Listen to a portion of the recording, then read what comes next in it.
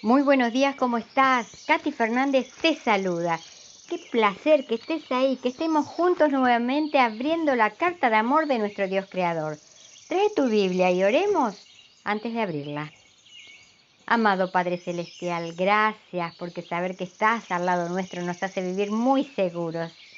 Ahora, Padre, vamos a abrir tu carta de amor y queremos escucharte. Ayúdanos. Que tu Espíritu Santo venga a nuestro auxilio para entender lo que hoy quieres enseñarnos. Te amamos, Padre. En el nombre de Jesús. Amén. La lección para el jueves 5 de diciembre lleva por título Sacerdotes y Levitas como parte de la adoración. Te invito a que leamos Nehemías capítulo 12, versículo del 44 al 47.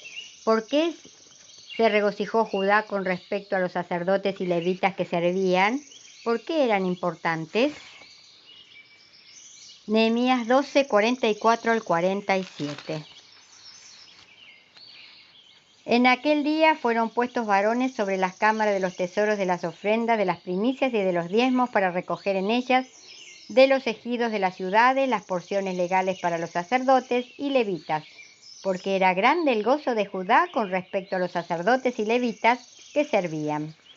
Habían cumplido el servicio de su Dios y el servicio de la expiación, como también los cantores y los porteros, conforme al estatuto de David y de Salomón su hijo. Porque desde el tiempo de David y de Asaf, ya de antiguo, había un director de cantores para los cánticos y alabanzas y acción de gracias a Dios. Y todo Israel, en días de Zorobabel y en días de Nehemías, daba alimentos a los cantores y a los porteros, cada cosa en su día. Consagraban asimismo sus porciones a los levitas, y los levitas consagraban parte a los hijos de Aarón. ¿Qué simbolizaba el trabajo de los sacerdotes? ¿Qué eran los levitas?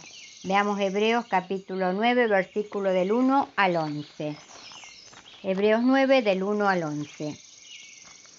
Ahora bien, aún el primer pacto tenía ordenanzas de culto y un santuario terrenal, porque el tabernáculo estaba dispuesto así. En la primera parte, llamada el lugar santo, estaban el candelabro, la mesa y los panes de la proposición. Tras el segundo velo estaba la parte del tabernáculo llamada el lugar santísimo, el cual tenía un incensario de oro y el arca del pacto cubierta de oro por todas partes, en la que estaba una urna de oro que contenía el maná, la vara de Aarón que reverdeció y las tablas del pacto, y sobre ella los querubines de gloria que cubrían el propiciatorio, de las cuales cosas no se puede ahora hablar en detalle. Y así dispuestas estas cosas, en la primera parte del tabernáculo entran los sacerdotes continuamente para cumplir los oficios del culto, pero en la segunda parte solo el sumo sacerdote, una vez al año, no sin sangre, la cual ofrece por sí mismo y por los pecados de ignorancia del pueblo, dando el Espíritu Santo a entender con eso que aún no se había manifestado el camino al lugar santísimo, entre tanto que la primera parte del tabernáculo estuviese en pie, lo cual es símbolo para el tiempo presente, según el cual se presentan ofrendas y sacrificios que no pueden hacer perfecto en cuanto a la conciencia al que practica ese culto, ya que consiste solo de comidas y bebidas de diversas abluciones y ordenanzas acerca de la carne impuesta hasta el tiempo de reformar las cosas.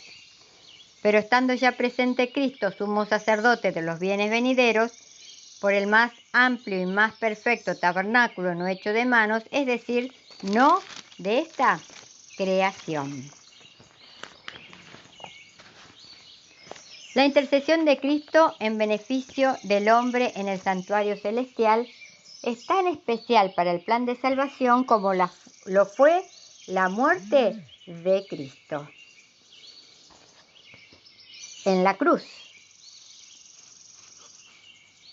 Por medio de su muerte dio inicio a esta obra, para cuya conclusión ascendió al cielo después de su resurrección. Por la fe debemos entrar el velo adentro. Por la fe debemos entrar adentro del velo, donde Jesús entró por nosotros como precursor. Hebreos capítulo 6, versículo 20. El conflicto de los siglos página 479. Nuevamente, aunque el pueblo de ese entonces indudablemente no tenía la luz que tenemos hoy, entendía lo suficiente como para saber que la obra de los levitas, que solo podían servir en el templo, era muy importante. Estaban entusiasmados de que la obra de Dios se llevara a cabo a través de ellos. La nación había dedicado tiempo a leer la palabra de Dios, a orar, a adorar y a rendirse a Él. En medio de todo esto se dieron cuenta de que los ministerios del templo habían sido descuidados y debían ser restaurados. Ahora que se volvían a establecer, el pueblo se regocijó por la importante obra que los levitas harían en su nombre. Dios le recalcó a la nación que los ministerios del templo eran parte de su plan para la adoración. Desgraciadamente, a menudo damos por sentado a los pastores, los maestros de la palabra y los músicos. Incluso durante la época de Nehemías, el apoyo a los levitas a veces era enérgico y otras veces muy débil. Los levitas muchas veces tenían que dedicarse a otros trabajos para poder mantener a su familia, porque el pueblo dejaba de diezmar y de dar ofrendas. Sin diezmos ni ofrendas no existe una iglesia mundial organizada. Si queremos que nuestros ministros continúen, debemos comprometernos a apoyar a nuestros pastores mediante contribuciones monetarias y también expresándole nuestro reconocimiento. La iglesia quizás nunca sea perfecta, pero eso no debería impedir que demos voluntariamente para la obra de Dios, para que pueda continuar en todo el mundo. Ahora pasamos a la meditación de hoy, que lleva por título La belleza de Jesús. De Jesús hace que el pecado sea horrible. Y con gozo daréis gracias al Padre que nos hizo aptos para participar de la herencia de los santos en luz. Él nos ha librado del poder de las tinieblas y nos ha trasladado al reino de su amado Hijo. Colosenses capítulo 1, versículos 12 y 13. Cierto joven encontró que su amigo tenía en las paredes de su dormitorio muchas imágenes obscenas. ¿Cómo actuar en una situación semejante? Podía reprender al amigo y llamarle la atención para que fuera más cuidadoso con lo que contempla. ¿Qué hacer? ¿Cómo ayudar al amigo? En lugar de reprenderlo, le regaló un cuadro muy lindo de Jesús para que lo colgara en su pared. El amigo colocó el cuadro en el centro, en medio de las láminas obscenas, pero casi instantáneamente se dio cuenta de que ambas cosas no armonizaban. Entonces fue sacando una a una las otras pinturas hasta quedar solo el cuadro de Cristo. Nos ha librado del poder de las tinieblas y nos ha trasladado al reino de su amado Hijo, dice el versículo de hoy. ¿Cómo hace el Señor para sacarnos de las tinieblas? Utiliza la fuerza del amor. Primero nos busca, para hacerlo dejó su gloria y se hizo hombre en la persona de su Hijo Jesús.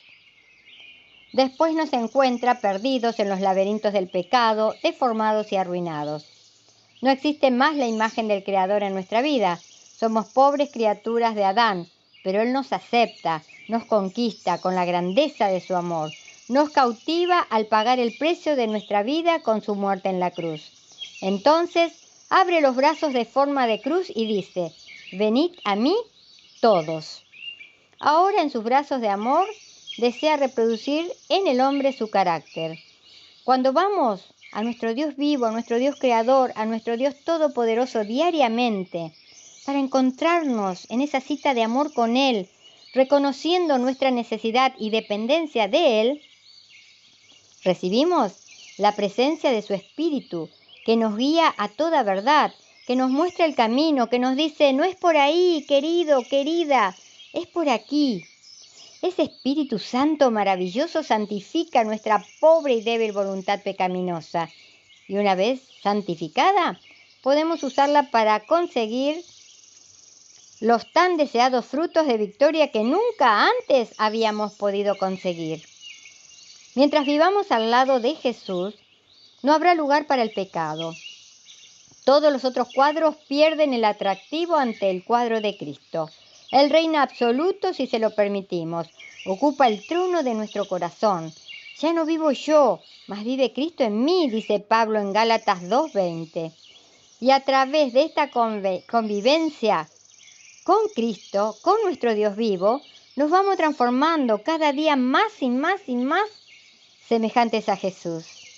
Si buscaste muchas veces en tu vida los frutos del Espíritu Santo y no los viste todavía en su plenitud, tal vez sea porque no descubriste lo que significa vivir una vida de convivencia, de comunión, de compañerismo con tu Dios Creador. No es simplemente realizar el culto devocional de cada día, sino aprender a caminar con Él, a donde vayamos, y a tener conciencia permanente de que nuestro Dios Todopoderoso está caminando a nuestro lado. En todos los actos de la vida, donde estemos, Él está. Invítalo hoy a salir contigo. Llévalo donde quiera que vayas. Tómate de su brazo poderoso y siente su presencia constante contigo. Verás entonces la transformación que se opera en tu vida. Y recuerda, si nuestras palabras no ayudan, no confortan, no hacen bien o no alegran, que nuestro Dios Todopoderoso nos libre de pronunciarlas. Espero que tengas un muy bendecido día lleno de la paz de Dios. Te invito para que mañana volvamos a encontrarnos, si Dios quiere. Y gracias, de verdad, muchas gracias, porque estás ahí, acompañándome.